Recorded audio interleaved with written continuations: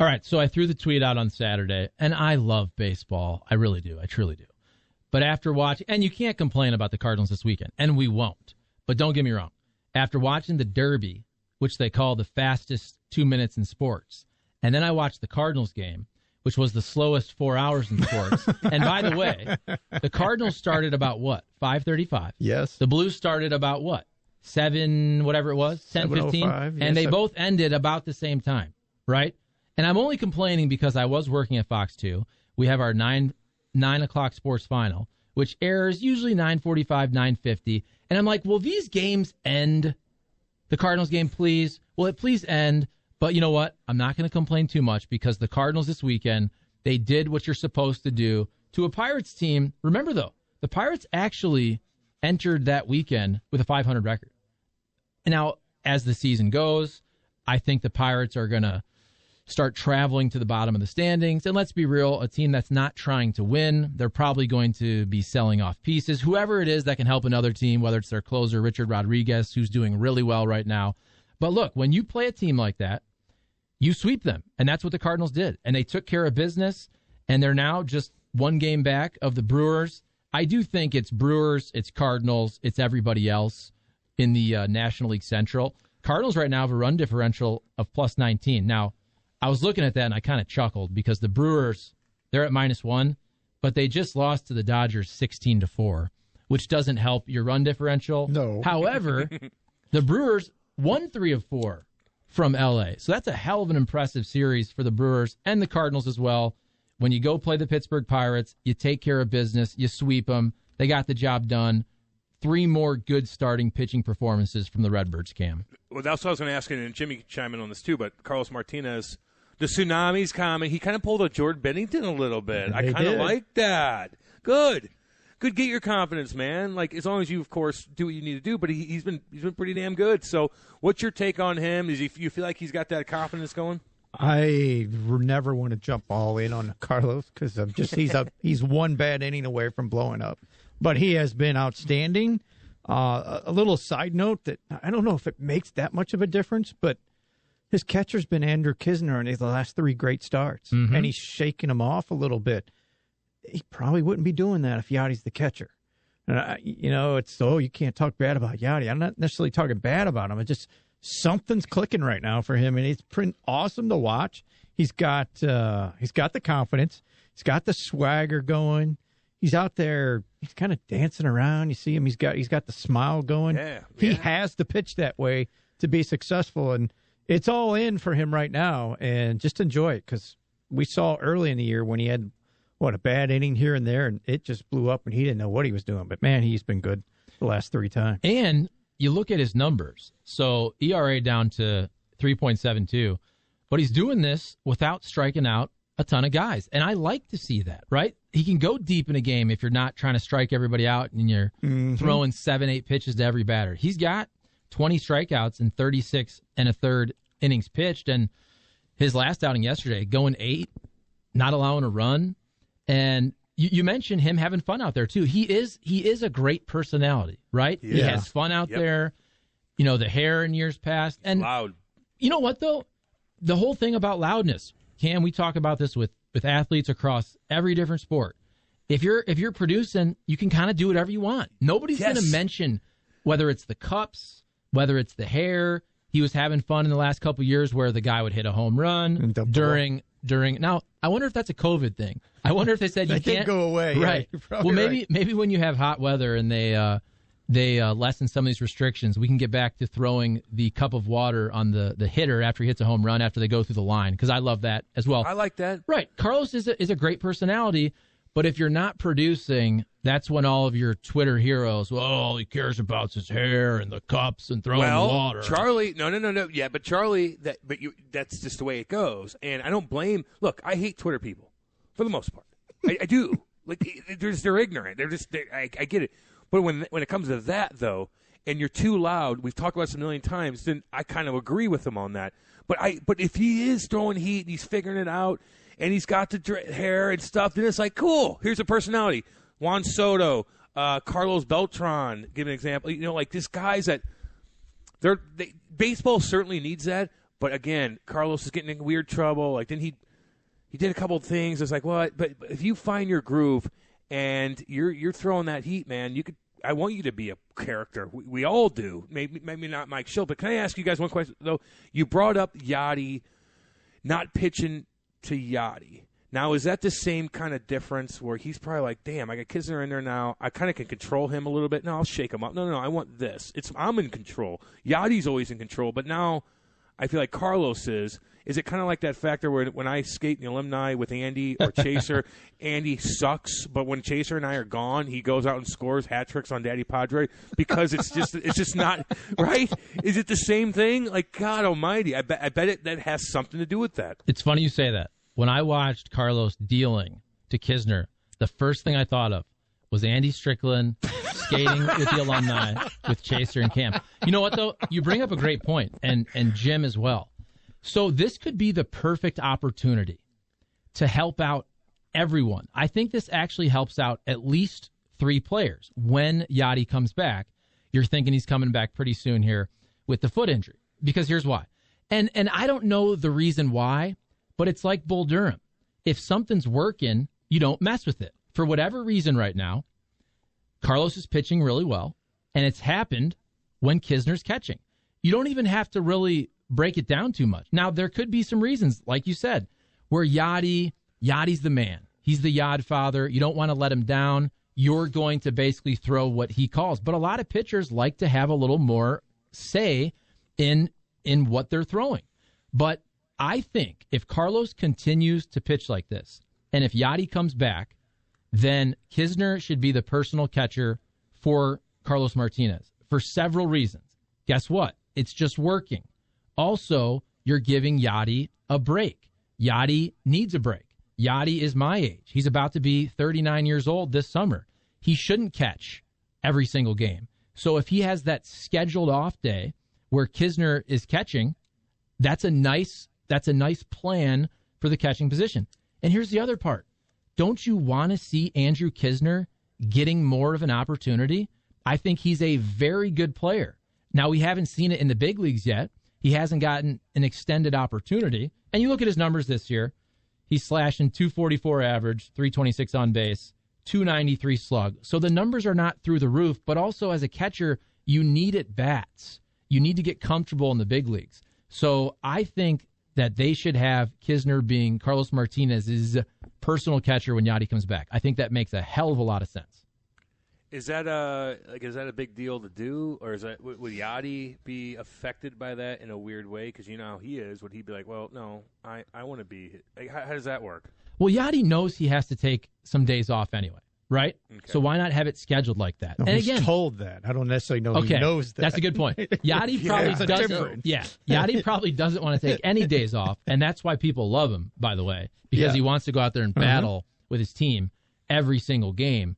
But as a catcher, you're not going to play 162. You're certainly not going to play that when you're almost 39 years old. So whatever that number is, if Yachty in a healthy year over 162, if the number's more like 125 or 130, again, when Yachty comes back, if Carlos is able to continue pitching well and Kisner catches all of those starts, then the numbers make sense there, right? Carlos Martinez probably makes, we're hoping with health, 30-ish starts. Kisner catches 30 games. You'll give him some more games here and there when Yachty needs a day. So maybe Kisner catches a quarter of the games, right? And Yachty's out there for 120, 130. I feel like that makes sense for all parties. And also it benefits the Cardinals, which is the most important thing. I'm there with it, but I don't know if you can convince Yachty that that's the right way to go. But Yachty wants to win. Don't you think? He does, but he'll also tell you, I'm the best when catcher he's here. playing. I know, but that's Yachty, my guy. I get you 100%.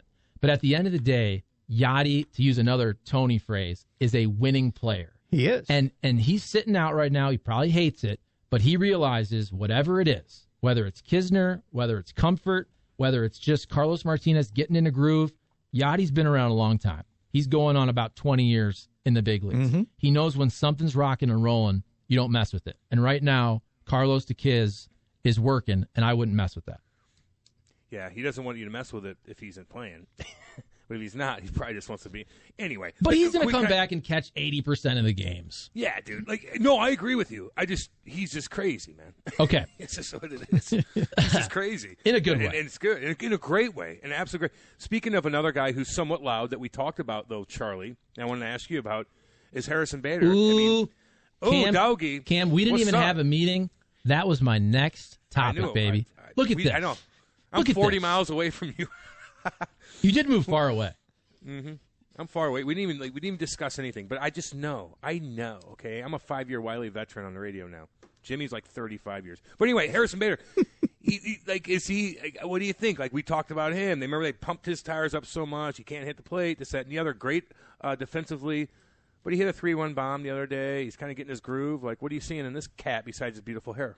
Beautiful hair, as always. Another winning-type player. And I say that. I understand that offensively, it's not where a lot of Cardinal fans want him to be the last couple years. But plays great defense, runs the bases really well, plays hard. And I actually think, especially last year in the truncated season, his offensive numbers were better than a lot of people think they were if you really kind of dive into them.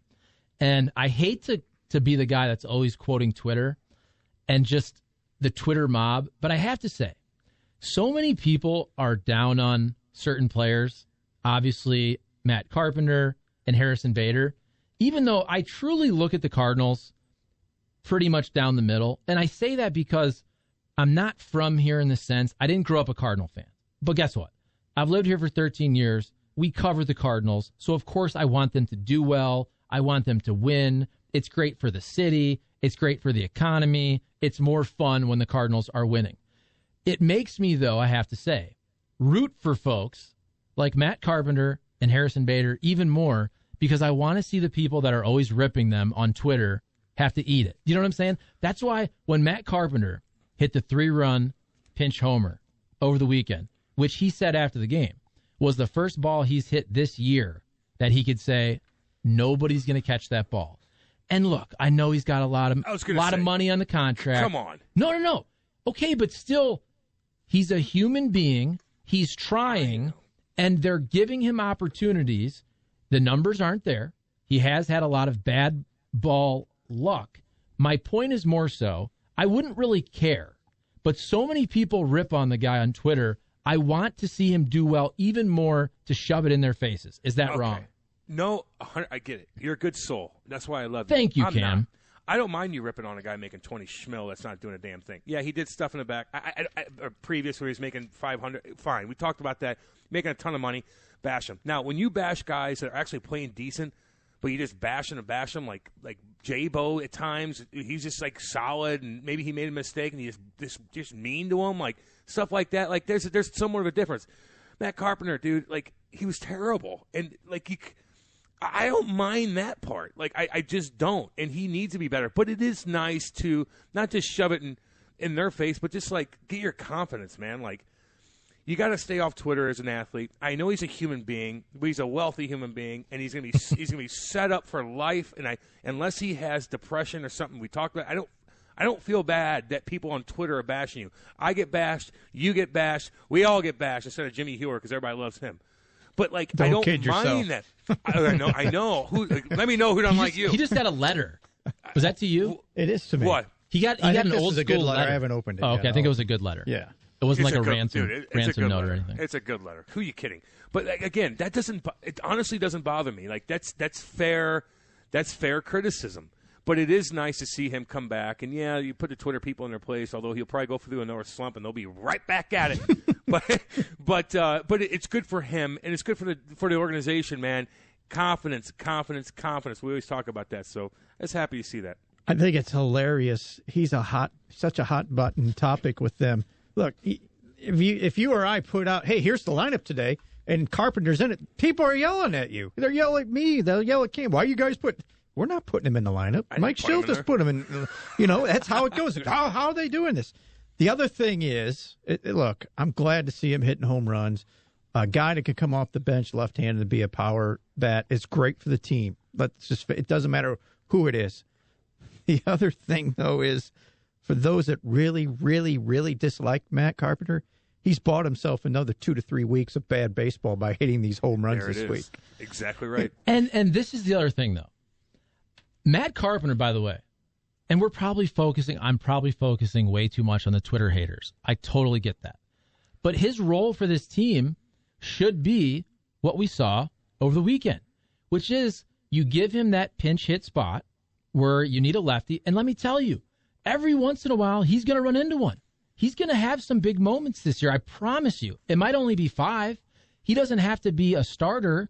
But look, when Goldie needs a break, he plays first base. Mm-hmm. Okay, he goes 0 for 2. He walks a couple times. But more so, that's going to be his role this year.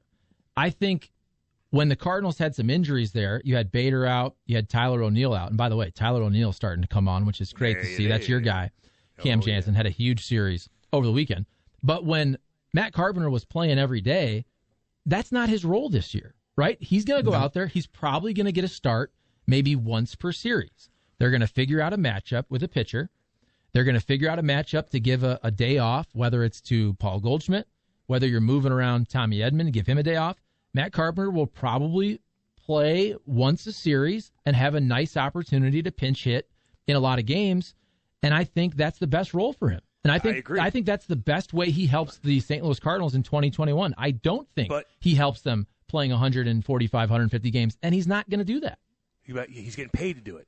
So I don't give a damn. That's why these people are going crazy, because he should be an everyday guy, and he's just not. So you accept that, and now you accepted that. So you all still have the hatred because you should be this, but you're not. So now we accepted the lower Matt Carpenter, and he's starting to do his thing, and that's fine.